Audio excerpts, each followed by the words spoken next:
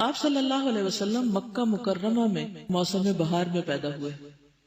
یہ دوشنبہ سوموار یعنی منڈے کی صبح تھی، ربیع الاول کی 9 اور کہا جاتا ہے کہ 12 تاریخ تھی. حضور صلی اللہ علیہ وسلم کی ولادت پر، آپ کی آمد کی خوشی پر بہت سے لوگ اس سے میلاد کا کانسیپٹ نکال لیتے ہیں. ہم میلاد منانا شروع کر دیں اور پھر بڑے بڑے کھانے بنانے شروع کر دیں، یا اس دن کوئی خصوصی صدقہ خیرات کریں. اگر ایسا ہوتا تو پھر آپ صلی اللہ علیہ وسلم ہمیں بتانا نہ بھولتے. آپ کی زندگی میں 62 بار تو یہ دن آیا ہی تھا آپ کی پیدائش کا، پھر صحابہ کی زندگی میں بھی آیا، لیکن کسی نے ایسا کوئی کام نہیں کیا. بدعت کا مطلب دین میں حصول ثواب کے لیے کسی ایسی چیز کا اضافہ کرنا ہے جس کی بنیاد یا اصل سنت میں موجود نہ ہو.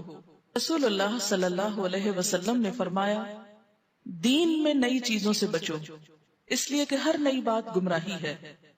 اسے ابن ماجہ نے روایت کیا ہے. رسول اللہ صلی اللہ علیہ وسلم نے فرمایا، جس نے کوئی ایسا کام کیا جو دین میں نہیں ہے وہ کام اللہ کے ہاں مردود ہے.